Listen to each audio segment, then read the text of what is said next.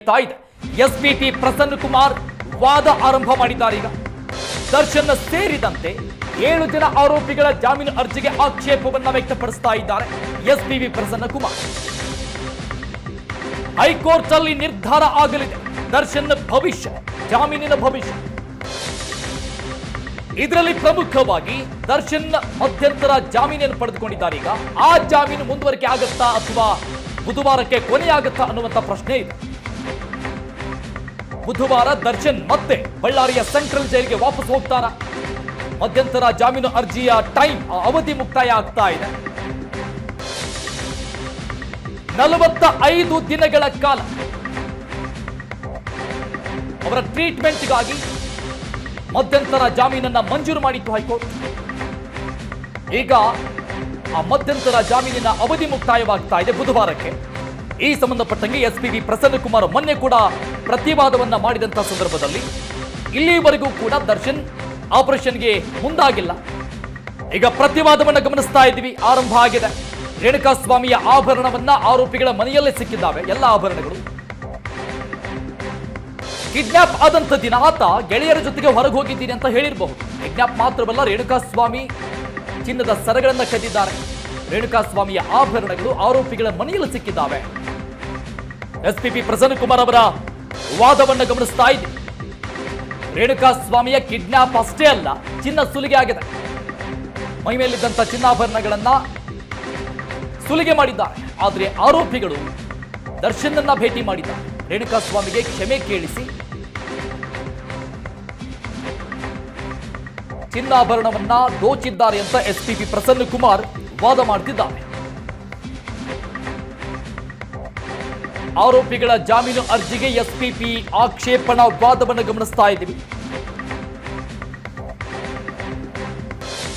ರೇಣುಕಾಸ್ವಾಮಿಗೆ ಕ್ಷಮೆ ಕೇಳಿಸಿ ಕಳಿಸುವುದಾಗಿ ಹೇಳಿದ್ರು ಆತನನ್ನ ಕರೆದುಕೊಂಡು ಬಂದಂತಹ ಸಂದರ್ಭದಲ್ಲಿ. ಆದರೆ ಆರೋಪಿಗಳು ಆತನನ್ನ ಕಿಡ್ನಾಪ್ ಮಾಡಿ ದರ್ಶನ್ನನ್ನ ಭೇಟಿ ಮಾಡಿಸಿದ್ದಾರೆ.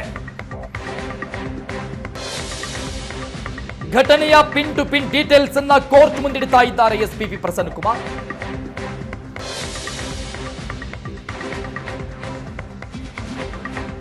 ಕಿಡ್ನಾಪ್ ಅಷ್ಟೇ ಅಲ್ಲ, ಕಿಡ್ನಾಪ್ ಮಾತ್ರ ಅಲ್ಲ, ರೇಣುಕಾಸ್ವಾಮಿಯ ಚಿನ್ನವನ್ನ ಕಳ್ಳತನ ಮಾಡಲಾಗಿದೆ, ದೋಚಿದ್ದಾರೆ. ಕಿಡ್ನಾಪ್ ಆದಂತಹ ದಿನ ಗೆಳೆಯರ ಜೊತೆಗೆ ಹೊರಗೆ ಹೋಗಿದ್ದೀನಿ ಅಂತ ಹೇಳಿರಬಹುದು ಆತ ಮನೆಯಲ್ಲಿ ರೇಣುಕಾಸ್ವಾಮಿ.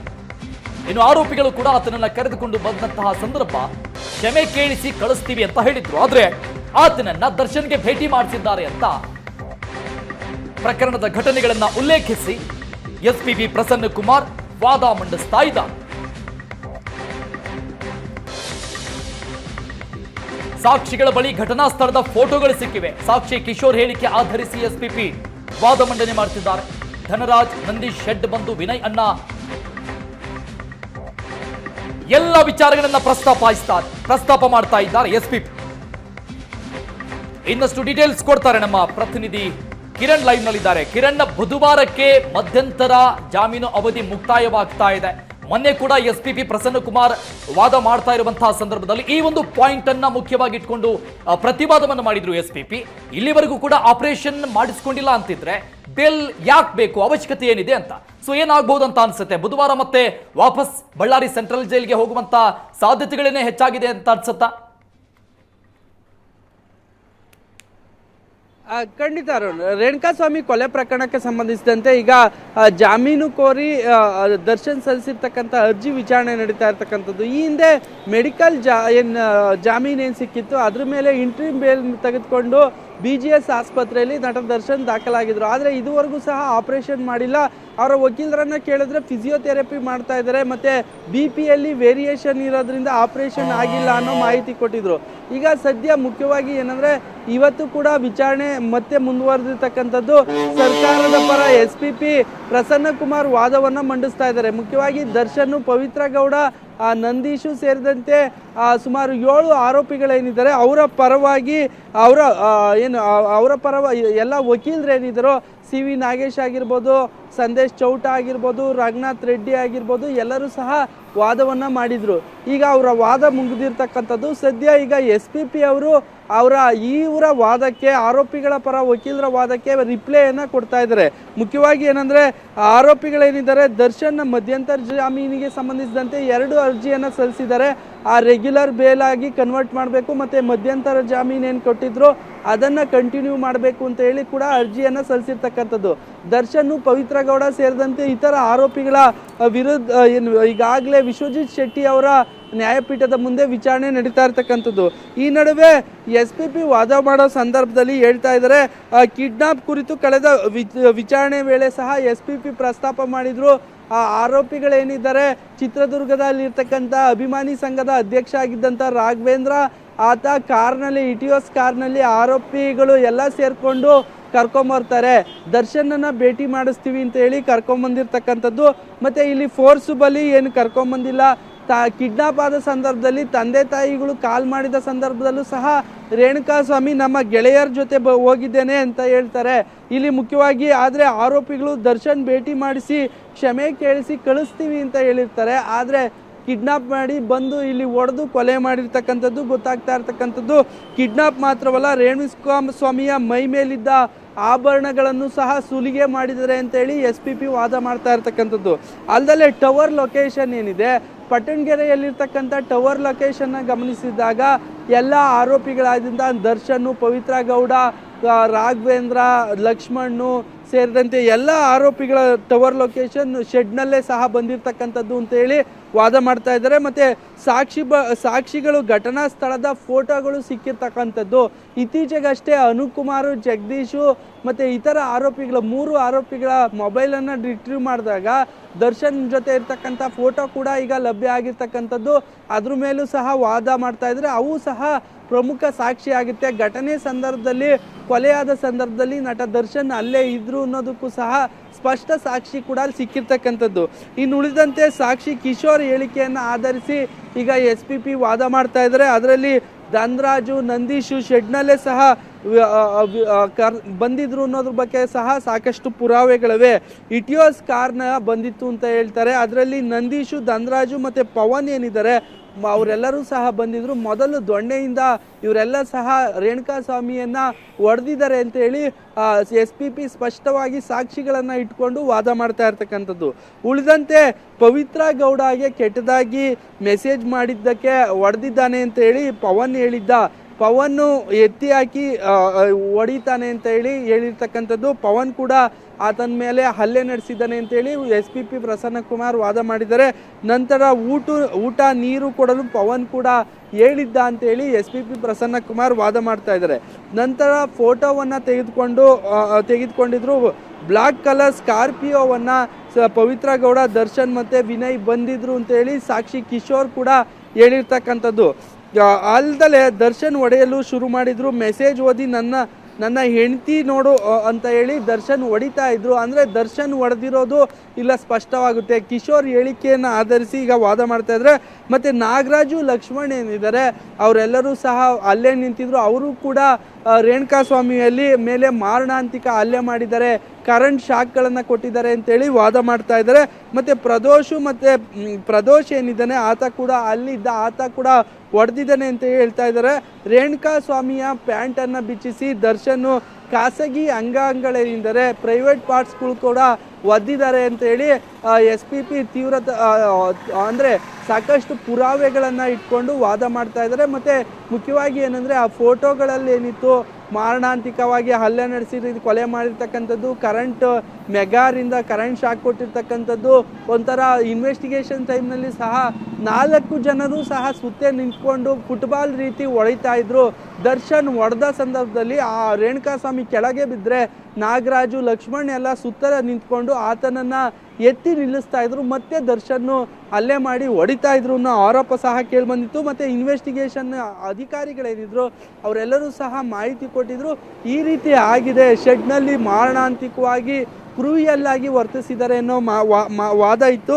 ಹೀಗಾಗಿ ಖಾಸಗಿ ಅಂಗಾಂಗ ಏನಿತ್ತು ರೇಣುಕಾಸ್ವಾಮಿ ಅಲ್ಲಿಗೂ ಸಹ ಒದ್ದು ಕೊಲೆ ಮಾಡಿದ್ದಾರೆ. ಮತ್ತು ಪೋಸ್ಟ್ ಮಾರ್ಟಮ್ನಲ್ಲಿ ಸಹ ಸುಮಾರು 20ಕ್ಕೂ ಹೆಚ್ಚು ಕಡೆ ಗಾಯಗಳಾಗಿದ್ದಾವೆ. ಈ ತಲೆಗೆ ಏಟು ಬಿದ್ದಿದೆ, ಮತ್ತು ಏನು ಪ್ರೈವೇಟ್ ಸ್ಪಾಟ್ಸ್ ಏನಿದೆ ಅದಕ್ಕೂ ಸಹ ಏಟು ಬಿದ್ದು ಸಾವನ್ನಪ್ಪಿದ್ದಾರೆ ರೇಣುಕಾಸ್ವಾಮಿ ಅಂತ ಹೇಳಿ ಬಂದಿತ್ತು. ಹೀಗಾಗಿ ಎಲ್ಲ ಅಂಶಗಳನ್ನು ಇಟ್ಕೊಂಡು SP ಪ್ರಸನ್ನ ಕುಮಾರ್ ವಾದ ಮಾಡ್ತಾ ಇರ್ತಕ್ಕಂಥದ್ದು. ಮತ್ತು ಏನು ಪವಿತ್ರ ಗೌಡಗೆ ವಿನಯ್ ಕೂಡ ಹೇಳಿದ್ದ, ವಿನಯ್ ಕೂಡ ಹಿಂಗೆ ಕರ್ಕೊಂಬಂದಿದ್ದೀವಿ, ಈ ರೀತಿ ನಿಮಗೆ ಮೆಸೇಜ್ ಮಾಡ್ತಾ ಇದ್ದ, ಆತನನ್ನು ಕರ್ಕೊಂಬಂದಿದ್ದೀವಿ ಶೆಡ್ಗೆ ಅಂತ ಹೇಳಿರ್ತಕ್ಕಂಥದ್ದು. ಮತ್ತು ಪವಿತ್ರ ಗೌಡಗೆ ಕಳಿಸಿದ ಮೆಸೇಜ್ಗಳೇನಿದ್ದಾವೆ ಅದನ್ನು ಓದಿ ದರ್ಶನ್ ಹಲ್ಲೆ ಮಾಡ್ತಾ ಇದ್ರು ಅಂತ ಹೇಳ್ತಾ ಇರ್ತಕ್ಕಂಥದ್ದು. ಅಲ್ಲದೆ ಸಾರಿ ಕೇಳು ಅಂತ ಹೇಳಿ ದರ್ಶನ್ ಪವಿತ್ರ ಗೌಡಗೆ ಕಾಲಿಗೆ ಬೀಳಿಸಿದ್ದ, ದರ್ಶನ್ ಜೊತೆ ಬಂದಂತಹ ಪವಿತ್ರ ಗೌಡ ಕಪಾಳಕ್ಕೆ ಕೂಡ ಹೊಡೆದಿದ್ರು ಅನ್ನೋ ಮಾಹಿತಿ ಇರ್ತಕ್ಕಂಥದ್ದು. ಹೀಗಾಗಿ ಚಿತ್ರದುರ್ಗದಿಂದ ಬಂದಂಥ ಫೋಟೋಸ್ ಏನಿದೆ, ಬಾಸ್ ಫೋಟೋ ಅಂತ ಹೇಳ್ತಾರೆ, ಫೋಟೋಗಳನ್ನು ಸಹ ರಿಕವರಿ ಮಾಡಿದ್ದಾರೆ. ದರ್ಶನ್ ಜೊತೆ ಇದ್ದಂತಹ ಕೆಲವು ಫೋಟೋಗಳನ್ನು ಸಹ ಪೊಲೀಸರು ರಿಕವರಿ ಮಾಡಿದ್ದಾರೆ. ದರ್ಶನ್ ಜೊತೆ ಅನುಕುಮಾರ್, ಜಗದೀಶು, ರವಿಶಂಕರ್ ತೆಗೆದುಕೊಂಡ ಫೋಟೋಗಳು ಸಹ FSL ಅಲ್ಲಿ ರಿಟ್ರೀವ್ ಮಾಡಲಾಗಿದೆ. ಇತ್ತೀಚೆಗೆ ಹೈದರಾಬಾದ್ಗೆ ಕಳಿಸಿದ್ದಂತಹ ಫೋಟೋಗಳೇನಿದ್ದೋ ಅವೆಲ್ಲವೂ ಸಹ CFSL ಹೈದರಾಬಾದ್ನಿಂದ ರಿಟ್ರೈವ್ ಆಗಿರ್ತಕ್ಕಂಥದ್ದು. ಇದೆಲ್ಲವನ್ನು ನೋಡೋದಾದರೆ ಆರೋಪಿಗಳು ಸಾಕಷ್ಟು ಕ್ರುಯಾಲಿಟಿ ಮೆರೆದಿದ್ದಾರೆ, ಸಾಕಷ್ಟು ಬ್ರೂಟಲ್ ಆಗಿ ಮರ್ಡರ್ ಮಾಡಿದ್ದಾರೆ ರೇಣುಕಾಸ್ವಾಮಿಯನ್ನು. ಯಾವುದೇ ಕಾರಣಕ್ಕೂ ಸಹ ಈ ಆರೋಪಿಗಳಿಗೆ ಜಾಮೀನು ಕೊಟ್ಟರೆ ಜೀವ ಬೆದರಿಗೆ ಸಾಕ್ಷಿಗಳನ್ನು ನಾಶ ಮಾಡ್ಬೋದು. ಹಾಗಾಗಿ ಇವ್ರಿಗೆ ಯಾವುದೇ ಕಾರಣಕ್ಕೂ ಬೇಲನ್ನು ಕೊಡಬಾರ್ದು ಅಂತೇಳಿ SP ಪ್ರಸನ್ನ ಕುಮಾರ್ ಸದ್ಯ ವಾದ ಮಾಡ್ತಾ ಇರ್ತಕ್ಕಂಥದ್ದು. ಅಲ್ಲದೆ ರವಿಶಂಕರ್ ಏನಿದ್ದಾನೆ ಆತ ಪ್ಯಾಂಟ್ ಬದಲಾವಣೆ ಮಾಡಿರೋ ಬಗ್ಗೆನೂ ಸಹ ಹೇಳಿಕೆಯನ್ನು ಕೊಟ್ಟಿದ್ದಾನೆ ಅಂತೇಳಿ SP ಪ್ರಸನ್ನ ಕುಮಾರ್ ವಾದ ಮಾಡ್ತಾ ಇದ್ದಾರೆ. ರೇಣುಕಾಸ್ವಾಮಿಯ ಪ್ಯಾಂಟನ್ನು ರವಿಶಂಕರ್ ಏನಿದ್ದಾನೆ ಬ್ಲಡ್ ಆಗಿರುತ್ತೆ ಅದನ್ನು ಸಹ ಬದಲಾಯಿಸಿದ್ದೇನೆ. ಡ್ರೈವರ್ ಕಾರಿನಲ್ಲಿ ಎಕ್ಸ್ಟ್ರಾ ಡ್ರೆಸ್ಗಳು ಇದ್ದವು, ಆ ಡ್ರೆಸ್ಗಳೇನಿದೆ ರವಿಶಂಕರ್ದಾಗಿರುತ್ತೆ. ಶವ ಸಾಗಿಸೋ ಸಂದರ್ಭದಲ್ಲಿ ರಕ್ತ ಆಗುತ್ತೆ ಅಂತ ಹೇಳಿ ಬಟ್ಟೆಯನ್ನು ಬದಲಾಯಿಸಲಾಗಿದೆ ಅಂತೇಳಿ SP ವಾದ ಮಾಡ್ತಾ ಇದ್ದಾರೆ. ಆರೋಪಿಗಳ ಬಳಿ ರಿಕವರಿ ಮಾಡಿದ ಬಟ್ಟೆಗೂ ಮತ್ತು ಫೋಟೋ ಬಟ್ಟೆಗೂ ಸಹ ವ್ಯತ್ಯಾಸ ಇದೆ ಅಂತೇಳಿ CV ನಾಗೇಶ್ ವಾದಿಸಿದ್ರು. ಹೀಗಾಗಿ ಕೋರ್ಟ್ಗೆ ಸ್ಪಷ್ಟನೆಯನ್ನು SP ವಾದ ಮಾಡ್ತಾ ಇರ್ತಕ್ಕಂಥದ್ದು.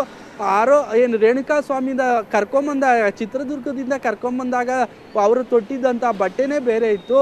ಆರೋಪಿಗಳೇನಿದ್ದಾರೆ ಬಾಡಿಯನ್ನು ಸಾಗಿಸೋ ಸಂದರ್ಭದಲ್ಲಿ ಏನು ಆರೋಪಿ ರವಿಶಂಕರ್ ಏನಿದ್ದಾನೆ ಇಟಿಯೋಸ್ ಡ್ರೈವರು, ಆತ ತನ್ನ ಸ್ಪೇರ್ ಏನಿರುತ್ತೆ ಬಟ್ಟೆಯನ್ನು ಇಟಿಯೋಸ್ ಕಾರ್ನಲ್ಲಿ ಇಟ್ಕೊಂಡಿದ್ದ, ಅದನ್ನು ಸಹ ಬದಲಾಯಿಸಿರೋದು FSLಯಿಂದ ಪ್ರೂವ್ ಆಗಿದೆ. ಮತ್ತು ಬಟ್ಟೆಯನ್ನು ಆತನ ಸ್ಯಾಂಪಲ್ಸನ್ನು ತೆಗೆದುಕೊಂಡಾಗ ಬಟ್ಟೆ ಮೇಲೆ ಕೆಲವು ಸ್ಯಾಂಪಲ್ಸ್ಗಳು ಪತ್ತೆಯಾಗಿರ್ತಕ್ಕಂಥದ್ದು, ರಕ್ತದ ಕಲೆಗಳು ಪತ್ತೆಯಾಗಿದ್ದು. ಹೀಗಾಗಿ ಅದು ರೇಣುಕಾಸ್ವಾಮಿ ಮೇಲೆ ಇದ್ದಂಥ ಬಟ್ಟೆ ಬೇರೆ ಮತ್ತು ಇಲ್ಲಿ ಇವರು ಆರೋಪಿಗಳು ತೊಡಿಸಿದ್ದಂಥ ಬಟ್ಟೆ ಬೇರೆ ಅನ್ನೋದು ಸ್ಪಷ್ಟವಾಗಿರ್ತಕ್ಕಂಥದ್ದು.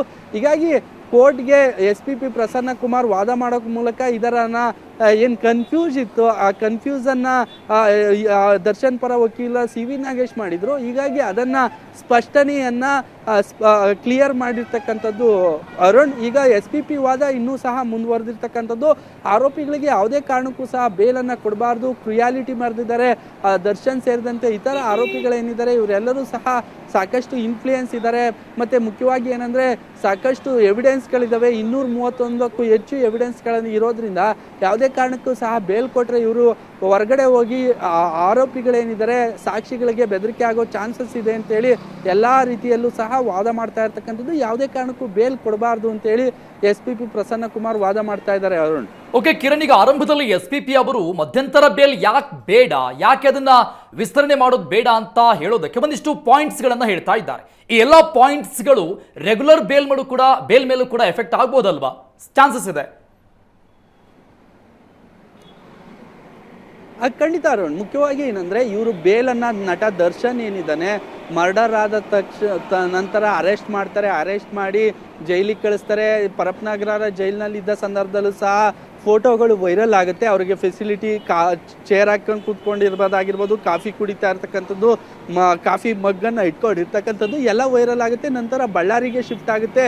ಬಳ್ಳಾರಿಗೆ ಹೋದ ಸಂದರ್ಭದಲ್ಲಿ ಅಲ್ಲಿ ಬಳ್ಳಾರಿಯ ವೈದ್ಯರು ಏನಿದ್ದಾರೆ ವಿಶ್ವನಾಥ್ ಸರ್ಕಾರಿ ವಕೀಲರು ಒಂದು ರಿಪೋರ್ಟನ್ನು ಕೊಡ್ತಾರೆ. ಇವ್ರಿಗೆ ಸ್ಪೈನಲ್ ಕಾರ್ಡ್ ಏನಿದೆ L5 ಮತ್ತು S1 ಅಲ್ಲಿ ಸಹ ಊತ ಕಾಣಿಸ್ಕೊಂಡಿರ್ತಕ್ಕಂಥದ್ದು. ಹೀಗಾಗಿ ಅವ್ರಿಗೆ ಚಿಕಿತ್ಸೆಯನ್ನು ಕೊಡಬೇಕು ಅಂತೇಳಿ ಒಂದು ರಿಪೋರ್ಟನ್ನು ಕೊಡ್ತಾರೆ. ಆ ರಿಪೋರ್ಟನ್ನು ತೆಗೆದುಕೊಂಡು ಹೈಕೋರ್ಟ್ಗೆ ಹಾಕ್ತಾರೆ. ಹೈಕೋರ್ಟಿಂದ 45 ದಿನಗಳ ಆಪರೇಷನ್, ತುರ್ತು ಆಪರೇಷನ್ ಮಾಡಬೇಕು ಅಂತೇಳಿ ನ್ಯಾಯಾಲಯಕ್ಕೆ ತಿಳಿಸ್ತಾರೆ. ದರ್ಶನ್ ಪರ ವಕೀಲರೇನಿದ್ದಾರೆ ಸಿ ವಿ ನಾಗೇಶ್ ಅವರು ವಾದ ಮಾಡೋ ಸಂದರ್ಭದಲ್ಲಿ ದರ್ಶನ್ ಅವ್ರಿಗೆ ಈ ಕೂಡಲೇ ಚಿಕಿತ್ಸೆ ಸಿಗಲಿಲ್ಲ, ಆಪರೇಷನ್ ಆಗಲಿಲ್ಲ ಅಂದರೆ ಅವ್ರಿಗೆ ಸ್ವಾಧೀನ ಕಳ್ಕೊಳ್ತಾರೆ ಲೆಫ್ಟ್ ಸೈಡ್ದು, ಮತ್ತು ಅವ್ರಿಗೂ ಲಕ್ವ ಹೊಡೆಯುತ್ತೆ, ಪ್ಯಾರಾಲಿಸಿಸ್ ಆಗುತ್ತೆ ಅಂತ ಹೇಳಿ ಈಗ ಇಂಟ್ರೀಮ್ ಬೇಲನ್ನು ತೆಗೆದುಕೊಂಡಿದ್ರು 45 ದಿನಗಳ. ಈ ಡಿಸೆಂಬರ್ 11ಕ್ಕೆ 45 ದಿನ ಮುಗಿತಾ ಇರ್ತಕ್ಕಂಥದ್ದು. BGS ಆಸ್ಪತ್ರೆಗೆ ದಾಖಲಾದರೂ ಸಹ ಇದುವರೆಗೂ ಸಹ ಆಪರೇಷನ್ ಆಗಿಲ್ಲ. ಈ ಹಿಂದೆ ಕೂಡ ನ್ಯಾಯಮೂರ್ತಿಗಳಾದಂಥ ವಿಶ್ವಜಿತ್ ಶೆಟ್ಟಿ ಅವರು ಯಾಕೆ ಆಪರೇಷನ್ ಆಗಿಲ್ಲ ಅಂತ ಕೇಳಿದ್ರೆ BP-ಯಲ್ಲಿ ಫ್ಲಕ್ಚುಯೇಷನ್ ಇದೆ, BP-ಯಲ್ಲಿ ಸಮಸ್ಯೆ ಕಾಣಿಸ್ತಾ ಇದೆ, ತೊಂದರೆ ಉಂಟಾಗ್ತಾ ಇದೆ, BP ಸ್ಟೇಬಲ್ ಬರ್ತಾ ಇಲ್ಲ, ಹೀಗಾಗಿ ಆಪರೇಷನ್ ಮಾಡಿಲ್ಲ ಅಂತ ಹೇಳ್ತಾರೆ. ಈ ತುರ್ತಾಗಿ ಬೇಕು ಅಂತ ಹೇಳಿ 45 ದಿನಗಳ ಕಾಲ ಇಂಟ್ರೀಮ್ ಬೇಲ್ ತೆಗೆದುಕೊಂಡು ಇದುವರೆಗೂ ಸಹ ಆಪರೇಷನ್ ಮಾಡ್ದಲೇ ಇರೋದು ಸಾಕಷ್ಟು ಅನುಮಾನ ಮೂಡಿಸಿರ್ತಕ್ಕಂಥದ್ದು. ಎಲ್ಲೋ ಒಂದು ಕಡೆ BGS ಆಸ್ಪತ್ರೆ ವೈದ್ಯರ ಮೂಲಕ ಸುಳ್ಳು ಹೇಳೋ ಪ್ರಯತ್ನವನ್ನು ಮಾಡ್ತಾ ಇದ್ದಾರೆ ದರ್ಶನ್ ಪರ ವಕೀಲರು ಅಂತ ಹೇಳಿ ತಿಳಿದು ಬರ್ತಾ ಇರ್ತಕ್ಕಂಥದ್ದು. ಎಲ್ಲೋ ಒಂದು ಕಡೆ ಬೇಲನ್ನು ತೆಗೆದುಕೊಂಡು ಇಮಿಡಿಯೇಟ್ ನಮಗೆ ಆಪರೇಷನ್ ಮಾಡಬೇಕು ಅಂತ ಹೇಳಿ ಬೇಲನ್ನು ತೆಗೆದುಕೊತಾರೆ. ಆದರೆ ಇದುವರೆಗೂ ಸಹ ಕೇವಲ ಫಿಸಿಯೋಥೆರಪಿ ಮಾಡ್ತಾ ಇದ್ದಾರೆ. 90 ನಿಮಿಷಗಳ ಫಿಸಿಯೋಥೆರಪಿಯನ್ನು ನಟ ದರ್ಶನ್ಗೆ ಮಾಡ್ತಾ ಇರ್ತಕ್ಕಂಥದ್ದು. ಇಲ್ಲಿ ಮುಖ್ಯವಾಗಿ ಗಮನಿಸಬೇಕಾಗಿರ್ತಕ್ಕಂಥದ್ದು BGS ಆಸ್ಪತ್ರೆಯಲ್ಲಿ ಏನಾಗ್ತಾ ಇದೆ ಅನ್ನೋದು ಹೊರಗಡೆ ಪ್ರಪಂಚಕ್ಕೆ ಯಾರಿಗೂ ಸಹ ಗೊತ್ತಾಗ್ತಾ ಇಲ್ಲ. 4th ಫ್ಲೋರ್ನಲ್ಲಿರ್ತಕ್ಕಂಥ ಸೂಟ್ ರೂಮ್ ಅಂತ ಹೇಳ್ತಾರೆ, ಅಲ್ಲಿಗೆ VIP ರೂಮ್ ಇದ್ದಂಗೆ, ಅಲ್ಲಿಗೆ ಯಾರಿಗೂ ಸಹ ಎಂಟ್ರಿ ಇರೋದಿಲ್ಲ. ಇತ್ತೀಚೆಗಷ್ಟೇ ಲಾಸ್ಟ್ ವೀಕು ಒಂದು ಫೋಟೋ ವೈರಲ್ ಆಗುತ್ತೆ. ಎಲ್ಲೋ ಒಂದು ಕಡೆ ಸಿಂಪತಿ ಗಿಟ್ಟಿಸ್ಕೊಳ್ಳೋದಕ್ಕೆ ಒಂದು ಫೋಟೋವನ್ನು ಕುಟುಂಬಸ್ಥರೇ ವೈರಲ್ ಮಾಡಿದ್ದಾರೆ ಅನ್ನೋ ಅನುಮಾನ ಕೂಡ ವ್ಯಕ್ತವಾಗ್ತಾ ಇರ್ತಕ್ಕಂಥದ್ದು. ಇಂಟ್ರೀಮ್ ಬೇಲ್ ಕ್ಯಾನ್ಸಲ್ ಆಗಿಬಿಡುತ್ತೆ ಅನ್ನೋ ಕಾರಣಕ್ಕೆ ದರ್ಶನ್ ಬೆಡ್ ಮೇಲಿದ್ದಾರೆ, ಯಾವ ರೀತಿ ಮಲಗಿದ್ದಾರೆ, ಅವ್ರಿಗೆ ಓಡಾಡೋದಕ್ಕೆ ಆಗ್ತಾ ಇಲ್ಲ, ಯಾವುದೇ ರೀತಿ ಸಾಕಷ್ಟು ತೊಂದರೆ ಇದೆ, ಎದೊಳೋದಕ್ಕಾಗೋದಿಲ್ಲ ಅನ್ನೋದನ್ನು ತಿಳಿಸೋ ರೀತಿ ಒಂದು ಫೋಟೋವನ್ನು ವೈರಲ್ ಮಾಡಿರ್ತಕ್ಕಂಥದ್ದು. ಆ ಫೋಟೋದನ್ನು ನೋಡಿದ್ರೆ ಬೆಡ್ ಮೇಲೆ ಮಲಗಿರ್ತಕ್ಕಂಥ ದರ್ಶನ್ ಫೋಟೋ ವೈರಲ್ ಆಗುತ್ತೆ. ಆ ಐಸೈಟನ್ನು ನೋಡಿದ್ರೆ ಅದರಲ್ಲಿ ಫೋಟೋ ತೆಗ್ದಿರೋದು ಗೊತ್ತಾಗುತ್ತೆ. ಯಾರಿಗೂ ಸಹ ಎಂಟ್ರಿ ಇಲ್ದಲೇ ಇರ್ತಕ್ಕಂಥ ಸಂದರ್ಭದಲ್ಲಿ ಫೋಟೋ ಹೇಗೆ ವೈರಲ್ ಆಯಿತು ಅನ್ನೋದು ಪ್ರಶ್ನೆ ಮೂಡುತ್ತೆ. ಎಲ್ಲೋ ಒಂದು ಕಡೆ ನ್ಯಾಯಾಲಯದಲ್ಲಿ ಇನ್ನು ನಾಳೆ ಅವತ್ತು ನೆಕ್ಸ್ಟ್ ಡೇ ವಿಚಾರಣೆಗೆ ಬೇಲ್ ಪಿಟಿಷನ್ ವಿಚಾರಣೆಗೆ ಬರುತ್ತೆ, ರೆಗ್ಯುಲರ್ ಬೇಲ್ ಅನ್ನೋ ಕಾರಣಕ್ಕೆ ಫೋಟೋವನ್ನು ಕುಟುಂಬಸ್ಥರೇ ವೈರಲ್ ಮಾಡಿರೋ ಆರೋಪ ಸಹ ಕೇಳಿಬಂದಿರ್ತಕ್ಕಂಥದ್ದು. ಸದ್ಯ ಇದೆಲ್ಲವನ್ನ ಸಹ ನ್ಯಾಯಮೂರ್ತಿಗಳು ಗಮನಿಸ್ತಾ ಇದ್ದಾರೆ. ಏನಕ್ಕೆ ಇಂಟ್ರೀಮ್ ಬೇಲನ್ನು ಕೊಟ್ಟು ಮೆಡಿಕಲ್ ಗ್ರೌಂಡ್ಸ್ ಮೇಲೆ ಬೇಲ್ ಕೊಟ್ಟರು ಸಹ ಆಪರೇಷನ್ ಮಾಡಿಲ್ಲ ಅನ್ನೋದು ಈಗ ಸ್ಪಷ್ಟವಾಗ್ತಾ ಇರ್ತಕ್ಕಂಥದ್ದು. ಇದರಿಂದ ಏನಾದರೂ ಸಾಕಷ್ಟು ಸಮಸ್ಯೆ ಆಗುತ್ತಾ ಏನು ಅನ್ನೋದು ಕಾದು ನೋಡಬೇಕಿದೆ. ಮುಖ್ಯವಾಗಿ ಏನಂದರೆ ಎಲ್ಲೋ ಒಂದು ಕಡೆ ನ್ಯಾಯಾಲಯಕ್ಕೆ ಮಿಸ್ಲೀಡ್ ಮಾಡ್ತಾ ಇದ್ದಾರೆ ಅನ್ನೋ ಅನುಮಾನ ಕೂಡ ವ್ಯಕ್ತವಾಗ್ತಾ ಇರ್ತಕ್ಕಂಥದ್ದು. ಅರುಣ್, ಇಲ್ಲಿ ನೋಡೋದಾದ್ರೆ ಬೇಲನ್ನು ತೆಗೆದುಕೊಂಡು ಇಮಿಡಿಯೇಟು ಅವತ್ತು ಹಾಸ್ಪಿಟ್ಲಿಗೂ ಅಡ್ಮಿಟ್ ಆಗಲಿಲ್ಲ. ಹೊಸಕೆರೆಹಳ್ಳಿ ಇರ್ತಕ್ಕಂಥ ವೈಫ್ ಅಪಾರ್ಟ್ಮೆಂಟಿಗೆ ಬರ್ತಾರೆ ದರ್ಶನ್. ನಂತರ 2 ದಿನ ನಂತರ BGSಗೆ ಹೋಗಿ ಅಡ್ಮಿಟ್ ಆಗ್ತಾರೆ. ಕೇವಲ 90 ಮಿನಿಟ್ಸ್ ಮಾತ್ರ ಫಿಸಿಯೋಥೆರಪಿ ನಡೆಸ್ತಾ ಇರ್ತಕ್ಕಂಥದ್ದು. ಇದೆಲ್ಲವನ್ನ ಸಹ ನ್ಯಾಯಾಲಯ ಗಮನಿಸ್ತಾ ಇರ್ತಕ್ಕಂಥದ್ದು. ಹೀಗಾಗಿ SPP ಯಾವ ರೀತಿ ರಿಪ್ಲೈ ಕೊಡ್ತಾರೆ, ಯಾವ ರೀತಿ ವಾದ ಮಾಡ್ತಾರೆ, ದರ್ಶನ್ಗೆ ಏನೇನು ಕಂಡೀಷನ್ ಹಾಕಿ ಈಗಾಗಲೇ ಬೇಲ್ ಕೊಟ್ಟಿರ್ತಕ್ಕಂಥದ್ದು, ಈಗ ಯಾವ ರೀತಿ SPP ವಾದದ ಮೇಲೆ ದರ್ಶನ್ ಭವಿಷ್ಯ ನಿರ್ಧಾರ ಆಗುತ್ತೆ. Okay Kiran, thank you. ಹಾಗೆ ಸಂಪರ್ಕದಲ್ಲಿ ಮತ್ತಷ್ಟು ಅಪ್ಡೇಟ್ಸ್ ಪಡಿತಾ ಹೋಗ್ತೇನೆ.